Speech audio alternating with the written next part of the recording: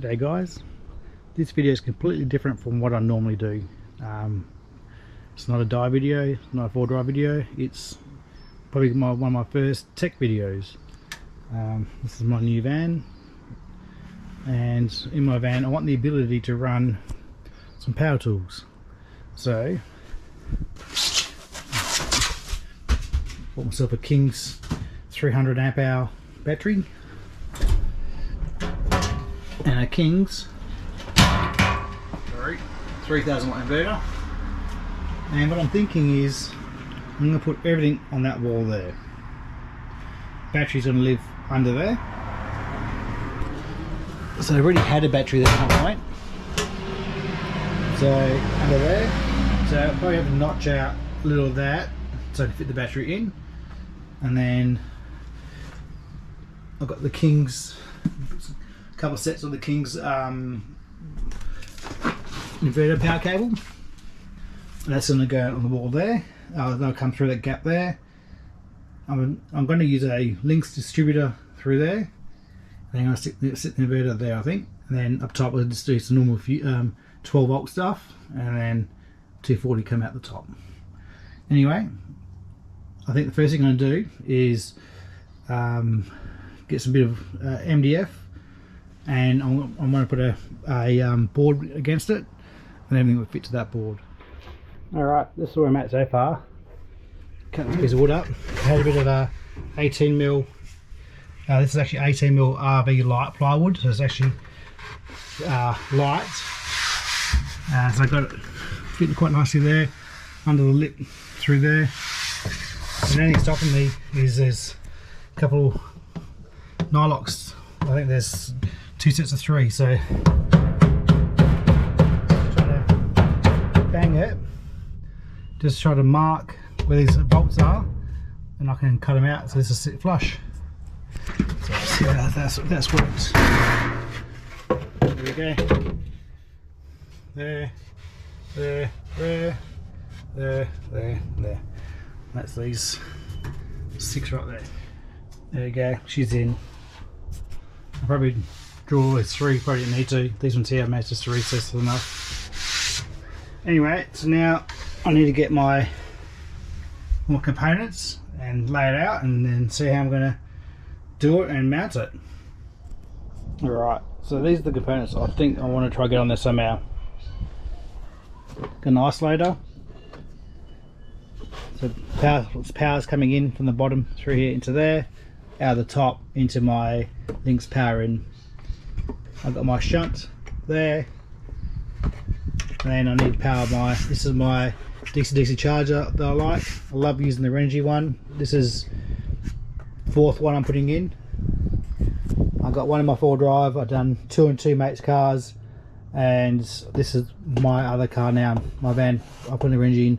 The best thing about this here is once the battery's full, solar will then start charging your start battery in the car. So my 4-drive lives under the carport for a week or 2 weeks straight without even being started, and the batteries are always full. I'm thinking I might actually, well, there's actually it's just off there. Like, can I get that to bolt straight into that? Probably can if I was to rebate the floor a bit to sink that down there, and I can lower that lower, and I might be able to bolt that straight to there. That gets rid of one connection. Fuse there, coming off there somehow. I'm going to make a short bit of cable over under. I like to put an isolator in. This one's 300 amp continuous rated, which is basically, I've set this up for 300 amps out, even though that won't pull 300 amps, they only pull 250 at full load. Just a little thing I thought I might show you with the Lynx power in. So you got the Lynx power in, and then you have the Lynx distributor. The Lynx distributor and a fancy PCB board here, and basically some bolts here, and then you can screw your mega fuses down on there and there. The little hack, because I don't care about the rest of it, is you undo these couple of screws there, this comes off, you just buy nuts and bolts, and that goes in place of that, and then you can still put your mega fuses there. So that's exactly what I'm going to do. I'm going to put my mega fuses here to protect all my different items, That's the neutral bar there, or negative bar there. So you lift these covers up, and then from there you can do these, join your negative tails, and then your positive tails through a mega fuse across the bar there. And if you want, carry on that way. Alright. I think this is how the layout's going to be. Got the ISO bolted straight to the buzz bar. My shunt bolted straight to the buzz bar. Just need to recess the base of the shunt into the floor so the Lynx distributor or Lynx power in can fit flush. The inverter's going to be there. Going to have this big gap, big open area here. Basically, I was playing with the cable and just trying to get the bend radius and that where it's not so sharp. It's going to be tight anyway, but to work. So I think I need that spacing out there like that. Alright, a little bit of a recess through there, and this fits like a glove. Beautiful, fixed, firm, doesn't move at all. That's what I'm going to do. Right, fix my components down. I bought these a long time ago. I think these are called T-nuts. I bought this for a project. Well, I bought this when I did my redraws, my 4-wheel drive. So I got these T-nuts, I think they're called. I've got this kit, different size bolts there, or these are all Allen key fixings. The idea is I'm going to drill all these out, knock all these T-nuts in, and then bolt them all down. So let's get on with that.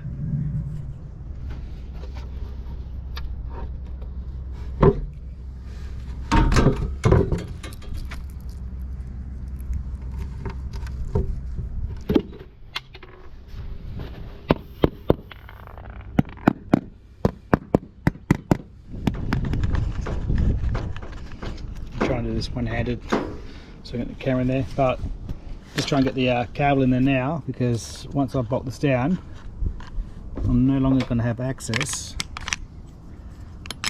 to get this cable on. I'm just going to put the camera down for a bit, so I need 2 hands.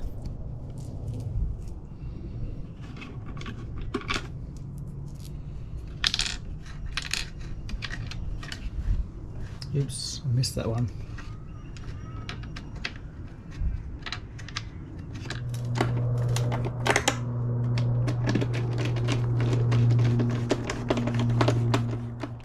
Alright, it's been about 2 weeks since I first started it, so I can't remember exactly where I finished off the last video, but this is the Lynx power in.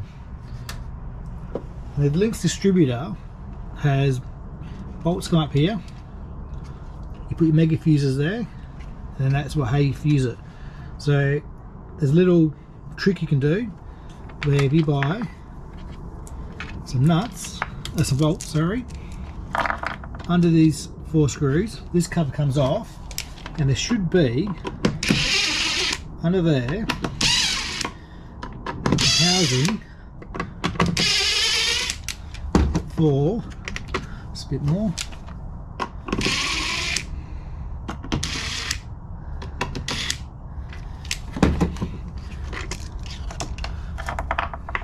Bolts.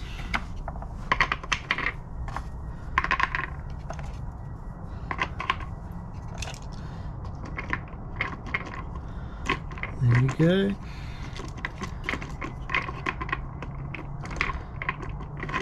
There we go.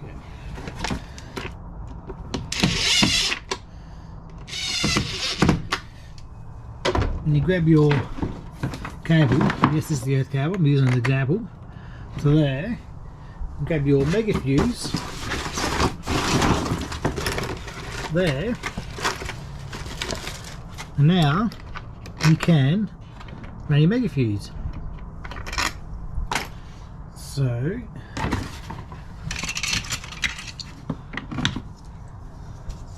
get this back on there. So down. This is down. Just shy. You know what I might do? Normally the these come with the proper ones. I might swap these over to the top and put these new ones down the bottom. Alright, I've done little quick swappies around. So my new nuts are down there, and my bolts are down there, sorry. The original ones that were down there now up here. It's a lot better. Obviously I need to space off just a little bit, so I'm just going to use these washers here, just space it up a bit. I've got plenty of thread there to get a good connection, and then I'll put my washers there, and bolts, put my mega fuse across the top, and I've just taken off the cover for the maxi fuse because I was hoping to reuse this original cable. At the moment the lug is a 8mm lug. The connection onto the inverter itself is a 10mm connection, so it's either I draw that out slightly or I just make myself some new leads. If I was to reuse this existing one, the radius is very tight, so but if I use the other side of the lead, it's already a 10mm lug, and under that I'll quickly, very loosely, just throw it on quickly just so we can have a look at it.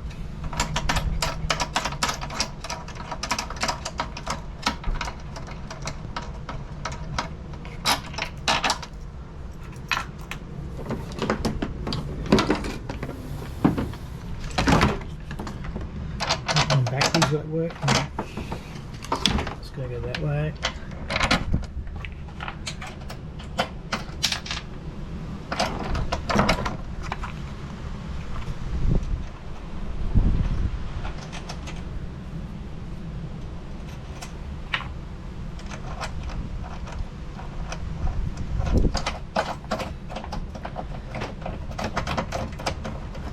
So just very loosely. If I was to bring it down lower, I can get a smoother transition in that cable and a better, nicer radius. So I think that's what I'm going to do. I'm going to come to the second lug there, this first one here. I'll use that to feed the DC, and then the second one will be my inverter. Progress report. Got the negative all tightened up. Got my big crimper there. I think I paid $30 off eBay for that. Where I'm up to. Yeah, so that side there to be done. Let's put the cover in. That, so the negative's all nipped up already. That goes up that. They go up that. So how that's going to sit. So I need to space up a little bit. So I'm just going to throw a couple of washers under there just to bring it up a little bit. If I can try to find my packet of washers. It's there. Or not there. It's that. It goes down. It goes down like that.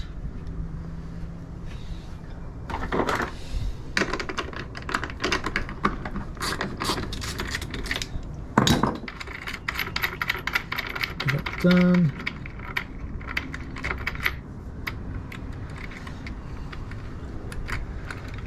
Get lifted, and I'm going to try gauge.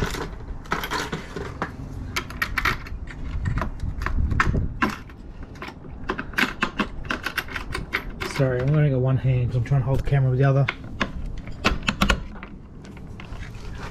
To be level, no, that side's not. So maybe what I'll do is I'll swap that around. That's better. I'll put that on top. That'll do.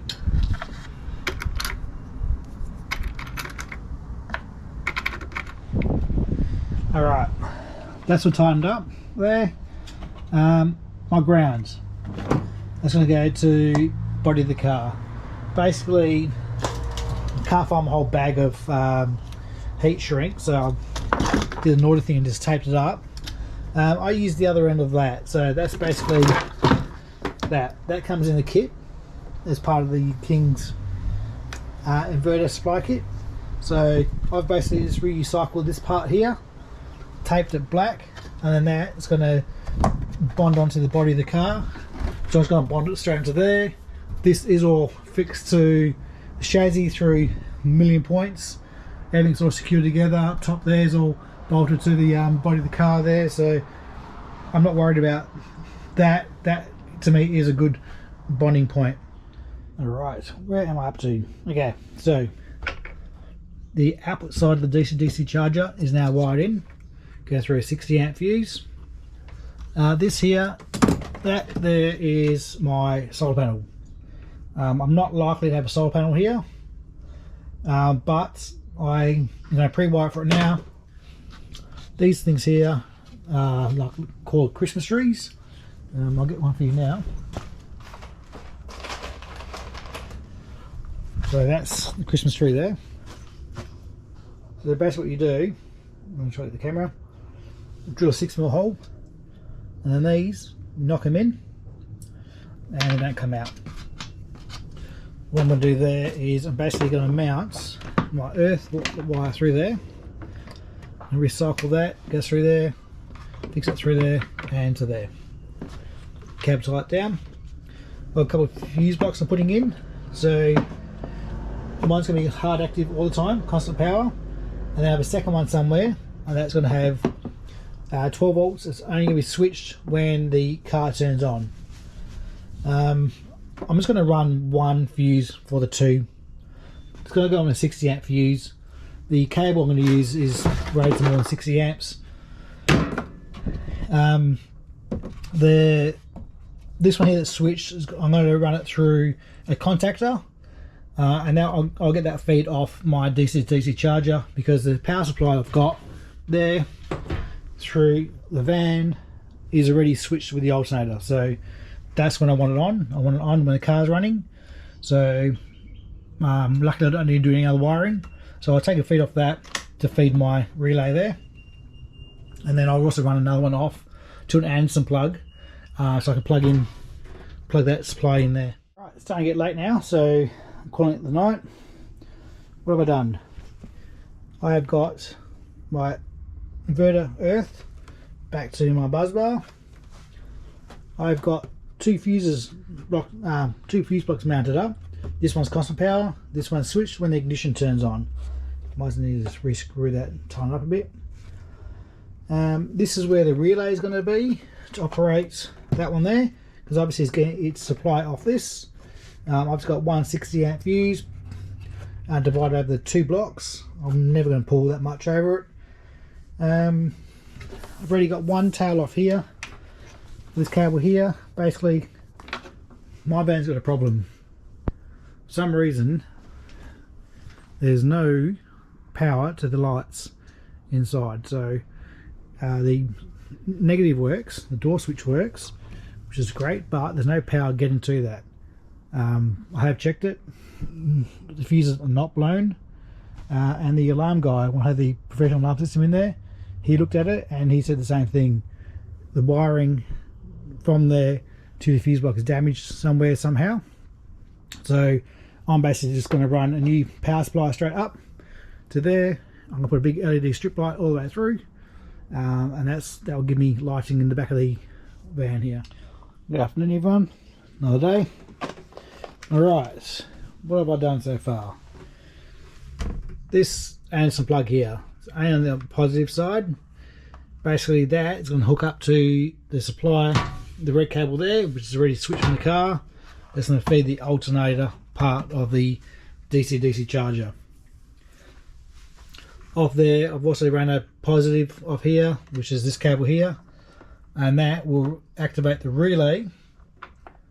Yes, that's the positive, that's the negative. That's going to activate the relay to switch this supply to make that one switch on and off with the car. There's going to be constant power all the time, constantly live, and they'll switch on and off with the car. I've also put a little Anderson plug just on the side here. That goes to my constant power.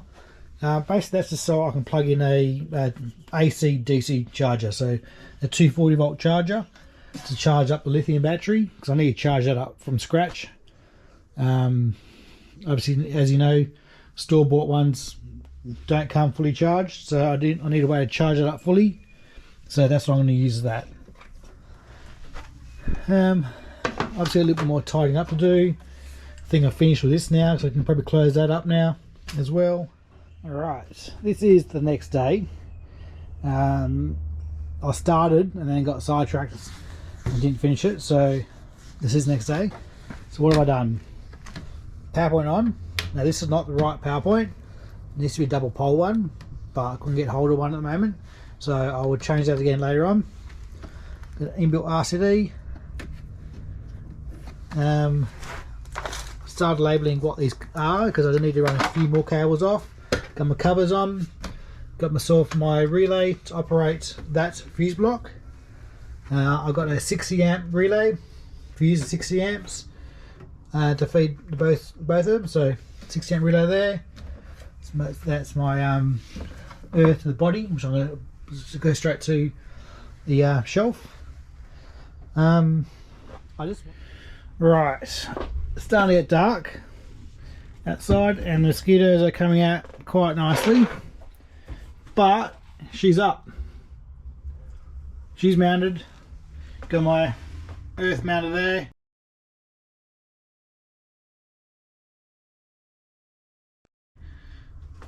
Two metal drillers through there.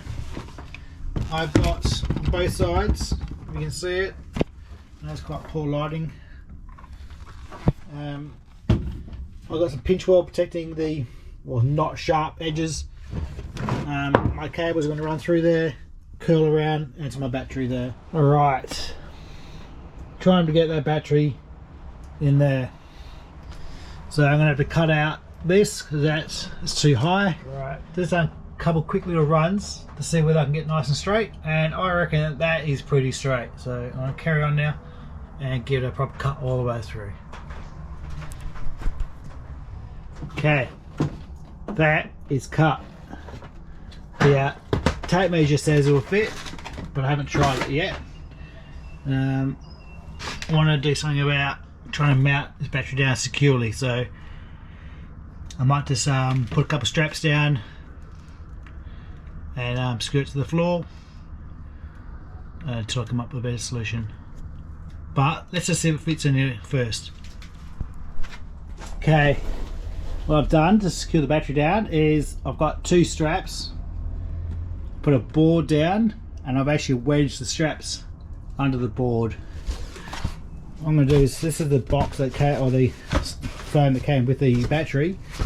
So the thing about doing is actually sliding the battery back on that, and to give this bit of a cushion for vibrations and stuff. So tidy the battery back under there, hopefully for the last time. Okay guys, she's in. I haven't powered up yet, but she's in. Straps are tied down, positive and negative is tied on. My charge cable for my DC is in. ISO is off. That's the solar panel there. Solar panel should have a fuse on it, but it doesn't say where it should go, so I'm going to put the fuse at the other end, which is closer to the source, because this is not the source is the solar panels if I did it. So I'm going to put the fuse at the isolator, which will be up here somewhere. Right, got a little multimeter there. You're going to join me for my first test. So battery neg. I can't do this. I'll see if I put the camera here. Hopefully you can see what I'm doing. Battery negative there, positive there. Got power, 13.26 volts. Should be no power out. So we'll test the way up to the inverter. Nothing there. Let's turn her on. Close my eyes. Let's turn her on. Ooh, got some lights. Got some lights. Hopefully you can see all this. So I need to change the settings on that. So I'll do that. I'll log into the app in 2 secs. But do I have 12 volts up here? No, I don't. Why not? Do I have 12 volts there? Oh, I think I know why. I think I might have I do. I've got these two wrong way around. Not a biggie. Not a biggie at all. Right, let's get this inverter turned on. See what noise she makes. Where's the on switch? Oh.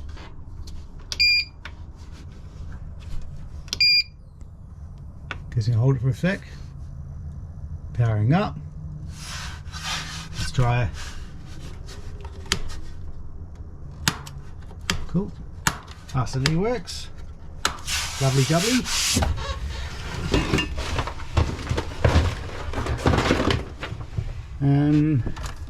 Through there. Alright, I might get my phone out and I might try to log into the battery shunt and see what I can see. Okay, I've just started the van up now. I love these Renogy DC-DC chargers, these older models. I love these ones. Anyway, so I've just logged into it. I've set the battery to a lithium and I've set the charge to 10 amps. So you actually set the charge rate on these lithium, on these DC charger. They're 10 amp increments, 10, 20, 30, 40, 50 amps. This one here I think has a solar voltage input of about 50 volts. Check the size of those sinks there. But because this battery itself is primarily going to be just when I work, it's not going to be drawing much. I'll just set the charge rate to 10 amps. Let's see what happens if I go onto the Victron shunt and see if I can see it.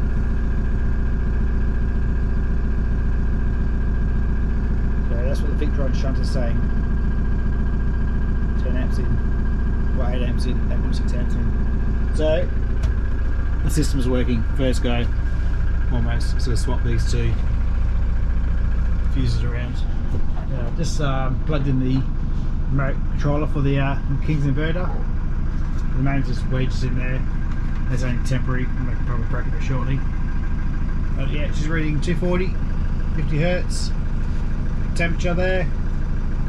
And that's obviously your voltage in. So your DC voltage in. Through.